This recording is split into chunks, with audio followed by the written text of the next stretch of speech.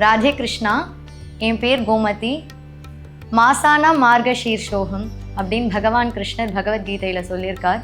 So அப்படி இருக்கிற இந்த தருவாயில் த டிவைன் தமிழ் சேனல் இந்த திருப்பாவை சேவிக்கிறதுக்கு ஒரு ஆப்பர்ச்சுனிட்டி கொடுத்துருக்கா. பாசுரம் 4.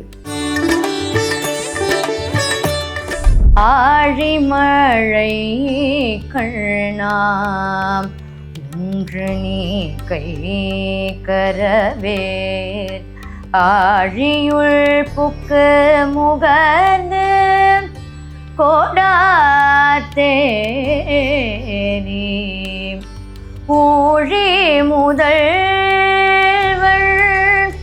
உருவம் போல் மே கருத்து பாழியல் தோளுடைய பத்மநாபன் கையில் ஆழி போல் மின்னி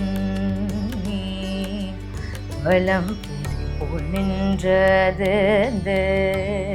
தாழாதே சார்ந்தும் உதைத்த சரமழை போல் வாழ உலகினில் பேதிடாய் நாங்களும் மார்கழி நீராட மகிழ்ந்தேலோரும் பாவாய். நமஸ்காரம். திருப்பாவை 4ஆம் பாசுரம் ஆழிமழைக்கண்ணா என்று தொடங்கும் பாசுரம். இந்த பாசுரத்தில் 3வது பாசுரத்தில் மாதம் மும்மாரி பெய்யுது அப்படின்னு ஆண்டாள் சொன்னான். அது எப்படி பெய்யணும் அப்படிங்கிற ஒரு விஷயத்தை இந்த பாசுரத்தில் ஆண்டாள் சொல்கிறார். அதாவது அந்த மழை தேவனான வருணனுக்கு ஆண்டாள் கண்ணனை பிரார்த்தித்து கட்டளை இடுகிறாள். நீ எப்படி மழை பெய்யணும் அப்படின்னு சொல்கிறாள்.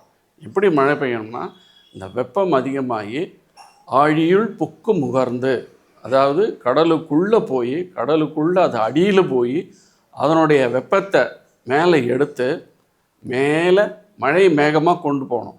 அப்படி மழை மேகம் கொண்டு போனால் அது ஆண்டாள் எப்படி வர்ணிக்கிறா அப்படின்னா, அந்த மழை மேகம் கருமேகம் வந்து அந்த பெருமாளுடைய உருவம் மாதிரியே இருக்கான். இந்த இடியும் மின்னலும் பகவானுடைய சங்கு சக்கரம் மாதிரியும் ஆண்டாளுக்கு தெரியுது. இப்படி இருந்து அந்த மழையை பெஞ்சு எப்படி மழை பெய்யணும் அப்படின்னா, ஒரு வில்லுலேருந்து அம்பு புறப்பட்டால் எப்படி வருமோ நேராக வருமோ அந்த மாதிரி மழை பெய்யணும். ஆனால் அந்த அம்பு வந்து துன்புறுத்தும். ஆனால் இந்த மழை அம்பானது துன்புறுத்தக்கூடாது. வாழ உலகினில் பெய்திராய் நாங்கள் வாழறதுக்காக நீ வந்து மழை பெய்யணுமே தவிர, ஆனால் எங்களை அவஸ்தைப்படுறதுக்காக மழை பெய்யக்கூடாது அப்படின்னு ஆண்டாள் கூறுகிறாள். இதில் ஒரு உதாரணம் சொல்லணும்னா, கண்ணன் கோவர்தனகிரியை தூக்கி 7 நாள் கல்மாரி பெய்தான் இந்திரன். அதை காப்பாற்றுவதற்கு, மக்களை பசுக்களையும் காப்பாற்றுறதுக்கு கண்ணன் கோவர்தனகிரி என்னும் மலையை தன்னோட ஒரு விரலில் பிடிச்சு அதையே கொடையாக வச்சு மக்கள் எல்லாரையும் காப்பாற்றினான்.